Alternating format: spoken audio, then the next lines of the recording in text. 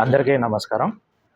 మా రాష్ట్ర యువజన విభాగ నాయకుడు జక్కంపూడి రాజా గారు తెల్లవారుజామున 2:30 గంటలకి కార్మికుల కోసం ఏదైతే తను నిరాహార దీక్ష చేస్తానని మాటిచ్చారో, దానికి భయపడి ప్రభుత్వం వారిని అరెస్ట్ చేయడం జరిగింది.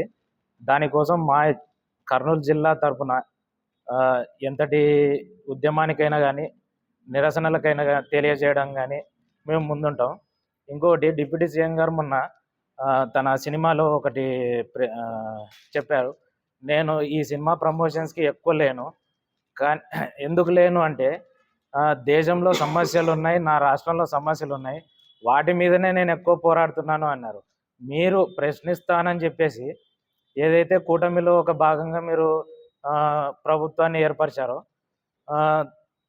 అందుకు తగ్గట్టుగా మీరు చేసింటే ఈరోజు జక్కంపూడి రాజా గారు కార్మికుల కోసం ఈ పరిస్థితికి వచ్చేవారు కాదు. మీరు ఎప్పుడైతే ప్రశ్నించడం మానేశారో, మేము ప్రశ్నించడం మొదలుపెట్టాం. మీరు కానీ మీ కూటమిలో సీఎం చంద్రబాబు నాయుడు గారు కానీ ప్రశ్నించుంటే కార్మికులకు సమస్యలు తీరేటివి. అందుకు దయచేసి పవన్ కళ్యాణ్ గారు, మీరు ఆ కూటమిలో నుంచి బయటకు వస్తారో కానీ ఉంటారో, ముందు సమస్యలు తీర్చడానికి మీరు ప్రయత్నం చేయండి. ఈ అవకాశం ఇచ్చిన నాకు ధన్యవాదాలు తెలుపు.